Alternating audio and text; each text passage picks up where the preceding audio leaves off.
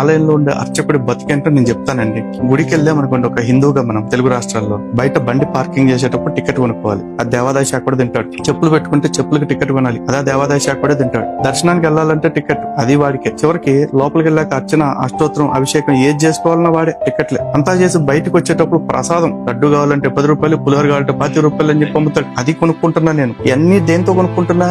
నా జేబులో ట్యాక్స్ కట్టేసిన డబ్బులతోటి ఈ దేశంలో అందరూ ఫ్రీగా అనుభవించే మత స్వేచ్ఛని నేను ఇన్ని చోట్ల డబ్బులు పెట్టి కొనుక్కుంటున్నా. అందరికీ మత స్వేచ్ఛ ఉంది, నా మత స్వేచ్ఛని నేను ఇన్ని రకాల డబ్బులు పెట్టి కొనుక్కుంటున్నా. ఇన్ని రకాల డబ్బులు పెట్టి కొనుక్కున్న నేను నా కోసం, నా క్షేమం కోసం, నా దేశ క్షేమం కోసం గొంతు చెంచుకుని గంట సేపు అష్టోత్తరం అభిషేకం చేసిన అర్చక స్వామికి నా జేబులో మిగిలిపోయిన నా సొంత డబ్బులు ఒక 100 రూపాయలు తీసి అర్చకుడి చేతిలోనో లేకపోతే ఆయన ముందున్న ప్లేట్ లోనో పెడతానంటే అంత అక్షరాలతో బోర్డు పెడతాడు, కానుకలన్నీ గుండీల్లోనే వెయ్యాలి, ప్లేట్ లో వేయరాదు అని చెప్పేసి. ఇది అర్చకుడు బతుకు. నా కానుకలు, నా డబ్బులు నేను ప్లేట్ లో కాదు తీసుకెళ్లి అవసరం ప్లేట్లో వేసుకుంటా. అక్కడ హుండీలో వేయమంటున్నావు, హుండీలో గారు తీసుకెళ్లి చెత్త కుండీలు వేసుకుంటాను. నా డబ్బు, నువ్వెవడో నా డబ్బుని కంట్రోల్ చేయడానికి. నీకు కావాల్సినవన్నీ నేను కట్టేశాక